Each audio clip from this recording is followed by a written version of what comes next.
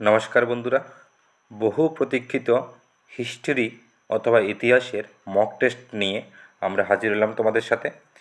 আজকের এই ভিডিওতে ভিডিও নম্বর 1, যেখানে আমরা সিভিলাইজেশন, যেখানে ইজিপ্ট, মেসোপটেমিয়া, হরপ্পা এবং আরিয়ান সিভিলাইজেশন নিয়ে টোটাল 5টা ভিডিও নিয়ে এসেছি, যেখানে আমরা টোটাল কুল মিলিয়ে 50টা কোশ্চেন আনসার আমরা প্র্যাকটিস করব। প্রত্যেকটা ভিডিওতে 10টা করে প্রশ্ন থাকবে এবং প্রত্যেকটা টপিকের উপর যে নোটসগুলো, ম্যাটেরিয়ালগুলো, সেগুলো আমরা ডেসক্রিপশন বক্সে দিয়ে দেবো। ঠিক আছে, বিস্তৃত যে নোটসগুলো থাকবে সেগুলো পড়ার পর তারপর তোমরা মক টেস্টটা দেবে। তো আমি রিকোয়েস্ট করব, মক টেস্টটা দেওয়ার আগে তোমরা ভিডিওটা পজ করো, ডেসক্রিপশন বক্সে ক্লিক করো এবং যে নোটসগুলো আছে সেই নোটসগুলো 2-3 বার ভালো করে পড়ে নাও, তারপর মক টেস্টগুলো দাও। এছাড়া আমাদের ডেসক্রিপশন বক্সে একটা হোয়াটসঅ্যাপ গ্রুপ এবং চ্যানেলের লিঙ্ক থাকবে। সেই লিঙ্কগুলোতে ক্লিক করে তোমরা আমাদের চ্যানেল, যে হোয়াটসঅ্যাপ গ্রুপ অথবা চ্যানেল আছে, সেটা জয়েন করে নাও। সেখানে তোমরা স্পেসিফিক্যালি আমাদেরকে বলতে পারো যে কোন টপিকের উপর কোন নোটসটা, ম্যাটেরিয়ালটা তোমাদের প্রয়োজন, সেটা আমরা ইমিডিয়েটলি প্রোভাইড করার চেষ্টা করব। যদি ইমিডিয়েটলি পসিবল না হয়, আমরা 2-1 দিনের মধ্যে তোমাদের প্রোভাইড করে দেবো।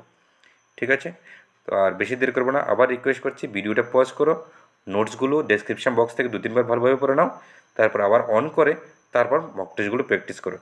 এইভাবে যদি তোমরা 5টা ভিডিওতে প্রত্যেকবার তোমরা টপিকটা পড়ে তারপর মক টেস্টগুলো প্রিপারেশন করো, তাহলে দেখবে এক্সামে তো যখন বসবে অটোমেটিক্যালি ওই কোশ্চেনের আনসারটা তোমাদের রিকল হয়ে যাবে।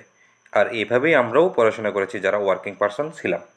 ঠিক আছে, তো আর দেরি না করে সিভিলাইজেশনের যে টপিকটা আছে সেটার উপর প্রথম 50টা এমসিকিউ থেকে আমরা প্রথম 10টা এমসিকিউ আজকের এই ভিডিও নাম্বার 1-এ আমরা আলোচনা করব। তো আমাদের আজকের এই প্রথম প্রশ্নটা হচ্ছে, মিশরের প্রথম পিরামিডটি তৈরি হয়েছিল কবে? 2700 খ্রিস্টপূর্ব, 2500 খ্রিস্টপূর্ব, 2000 খ্রিস্টপূর্ব, নাকি 1500 খ্রিস্টপূর্ব? আমি তোমাদের 5 থেকে 10 সেকেন্ড সময় দেবো, তোমরা চেষ্টা করবে ওই সময়ের মধ্যে সঠিক উত্তরটা কমেন্ট বক্সে লিখে দিতে। তো আমাদের 1 নম্বর প্রশ্নের যে উত্তরটা সঠিক সেটা হচ্ছে গিয়ে 2700 খ্রিস্টপূর্ব। তো মিশরের প্রথম পিরামিডটি স্লোপ পিরামিড হিসেবে পরিচিত, যা তৈরি হয়েছিল খ্রিস্টপূর্ব 2007 সালে। আমরা প্রত্যেকটা প্রশ্নের ব্যাখ্যা অথবা এক্সপ্লেনেশন দিয়ে থাকি। যেমন এই এক্সপ্লেনেশন থেকে একটা অতিরিক্ত প্রশ্ন তোমরা শিখতে পারো। যেমন এখানে দেওয়া আছে মিশরের প্রথম পিরামিডটি কী নামে পরিচিত, সেটা স্লোপ পিরামিড নামে পরিচিত। তো তোমরা প্রত্যেকটা প্রশ্নের যে এক্সপ্লেনেশন থাকবে সেটা অবশ্যই তোমাদের নোট খাতাতে লিখে নেবে, অথবা তোমাদের যদি এই পিডিএফ ফাইলটা প্রয়োজন হয় আমাদের হোয়াটসঅ্যাপ গ্রুপে জয়েন করো, আমরা ওটা সবগুলো ভিডিও শেষে প্রোভাইড করে দেব। আমাদের দ্বিতীয় নম্বর প্রশ্ন, মেসোপটেমিয়া সভ্যতার প্রধান নদী দুটি কী ছিল, অথবা প্রধান যে নদী দুটি ছিল সেই দুটি নদীর নাম কি? এ, নীল এবং টিগ্রিস, বি, ইউফ্রেটিস এবং টিগ্রিস, সি, সিন্ধু এবং গঙ্গা, ডি, টিগ্রিস এবং নীল।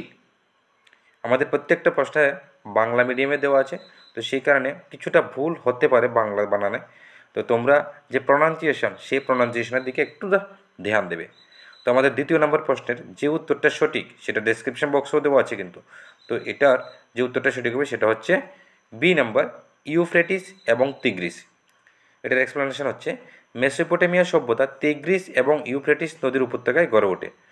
ঠিক আছে, আমাদের পরবর্তী প্রশ্ন, সিন্ধু সভ্যতার প্রধান নগরী কোনটি ছিল?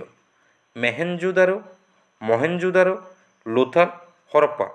এখানে কিন্তু এ এবং বি দুটি কিন্তু সেম প্রনাউন্সিয়েশন হচ্ছে। তো এমন ধরনের যদি প্রনাউন্সিয়েশন থাকে বা বানান থাকে, তখন সঠিক বানান যেটি সেটি তোমরা ধরে নেবে, যদিও এখানে এ বি সি ডি থেকে যে কোনোটাই উত্তর হতে পারে। তো আমাদের 3 নম্বর প্রশ্নের যে উত্তরটা সঠিক সেটা হচ্ছে বি, মহেঞ্জোদারো। সিন্ধু সভ্যতার অন্যতম প্রধান নগরী ছিল মহেঞ্জোদারো, যা বর্তমানে কোথায় অবস্থিত? পাকিস্তানে। তো তোমাদের আরেকটা প্রশ্ন আসতে পারে এই এক্সপ্লেনেশন থেকে, যে মহেঞ্জোদারো বর্তমানের কোন দেশে অবস্থিত? সেটা হচ্ছে পাকিস্তানে। আমাদের পরবর্তী প্রশ্ন, আয়রন যুগের শুরু কোথায় হয়েছিল? সিন্ধু সভ্যতাতে, মেসোপটেমিয়াতে, মিশরে, নাকি ভারতীয় উপমহাদেশে? আয়রন যুগের শুরু, আয়রন যুগে কী হয়েছিল? আয়রন নিয়ে তথা লোহা নিয়ে অস্ত্রশস্ত্র বা নিজেদের যে আমাদের লাঙ্গল থেকে এমন ধরনের চাষবাসের যেসব তোমার অস্ত্রশস্ত্র বা যেসব প্রয়োজনীয় জিনিস ছিল সেগুলোর ব্যবহার শুরু হয়েছিল। তো এটা শুরুটা কোথায় হয়েছিল? এটা শুরুটা হয়েছিল ভারতীয় মহাদেশে। তো আয়রন যুগের শুরু ভারতীয় উপমহাদেশে ঘটে, বিশেষ করে ভেদি সভ্যতার সময়। তো প্রশ্ন আসতে পারে কোন সভ্যতার সময়? বিশেষ করে ভেদি সভ্যতার সময়। পরবর্তী প্রশ্ন, আয়রন সভ্যতার প্রাথমিক কেন্দ্র কোনটি? সিন্ধু, মেসোপটেমিয়া, আর্যাবর্ত নাকি মিশর? আয়রন সভ্যতার প্রাথমিক কেন্দ্র কোনটি? তো আমাদের 5 নম্বর প্রশ্নের যে উত্তরটি সঠিক সেটা কোনটা হবে? সেটা হচ্ছে গিয়ে আর্যাবর্ত। তো আয়রন সভ্যতার প্রথম কেন্দ্র ভারতের উত্তরাংশে আর্যাবর্তে ছিল। আমাদের পরবর্তী প্রশ্ন, বৌদ্ধ ধর্মের প্রতিষ্ঠাতা কে ছিলেন? মহাবীর, শঙ্করাচার্য, গৌতম বুদ্ধ নাকি কালিদাস? বৌদ্ধ ধর্মের প্রতিষ্ঠাতা কে ছিলেন? খুবই সহজ উত্তর। আমি আশা করব যে যারা এই ভিডিওটা দেখছো তারা সবাই কমেন্ট বক্সে উত্তরটা লিখে দিচ্ছ। তো বৌদ্ধ ধর্মের প্রতিষ্ঠাতা ছিলেন গৌতম বুদ্ধ। বৌদ্ধ ধর্মের প্রতিষ্ঠাতা ছিলেন গৌতম বুদ্ধ, যিনি প্রায় 6th অথবা 6শত শতাব্দীতে জন্মগ্রহণ করেন।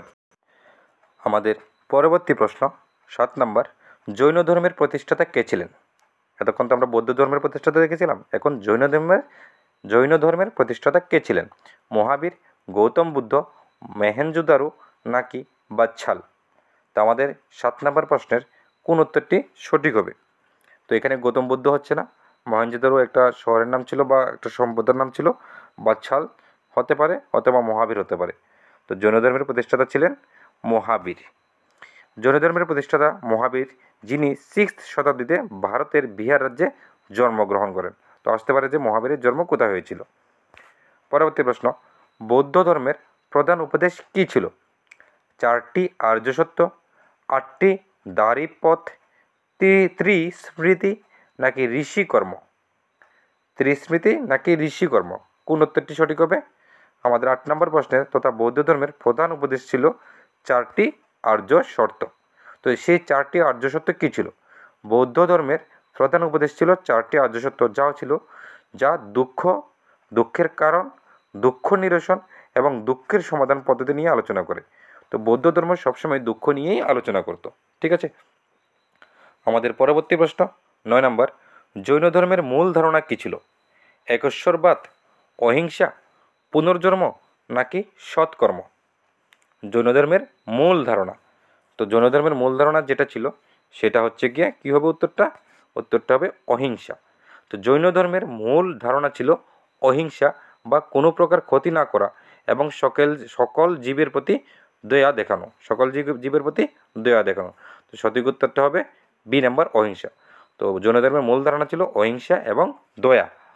আমাদের পরবর্তী শেষ প্রশ্ন এই ভিডিওর, সেটা হচ্ছে গিয়ে গৌতম বুদ্ধের প্রথম উপদেশ কোথায় প্রদান করা হয়েছিল? বোধগয়া, বারাণসী, অথবা এটা কিন্তু বারাণসী হবে, এটা স্পেলিং মিস্টেক আছে, বি নাম্বারটা বারাণসী, অথবা তোমরা বারাণসীও আসতে পারে, একটা এর বিডি এক্সামে কোনো গ্যারেন্টি নেই। সি নাম্বার রাজগৃহ, আর ডি নাম্বার সাজিয়া। তো আমাদের 10 নম্বর প্রশ্নের সঠিক উত্তরটি দেওয়ার আগে তোমাদের কাছে রিকোয়েস্ট থাকবে, ভিডিওটি যদি ভালো লাগে তাহলে অবশ্যই লাইক এবং শেয়ার করে দেবে এবং কমেন্ট বক্সে জানাবে। আর চ্যানেলটিকে অবশ্যই সাবস্ক্রাইব করে রাখো, তোমাদের জন্য অন্যান্য বিষয় নিয়েও আমি অনেকগুলো এমসিকিউ মক টেস্টের আকারে প্র্যাকটিস করব। ঠিক আছে, আর এছাড়াও আমাদের চ্যানেলের প্লেলিস্ট সেকশনে গিয়ে দেখবে তোমার সিডিবি ক্লাস, জিওগ্রাফি মক টেস্ট বা অন্যান্য বিষয়ের উপরে ভিডিও আছে এবং এক জায়গাতে প্লেলিস্টের মধ্যে সবগুলো ভিডিও তোমরা পেয়ে যাবে। তো আমাদের 10 নম্বর প্রশ্নের যে উত্তরটা সঠিক হচ্ছে সেটা হচ্ছে বারাণসী। গৌতম বুদ্ধের প্রথম উপদেশ ধর্মচক্র প্রবর্তন বারাণসী শহরের বেনারসে দেওয়া হয়েছিল।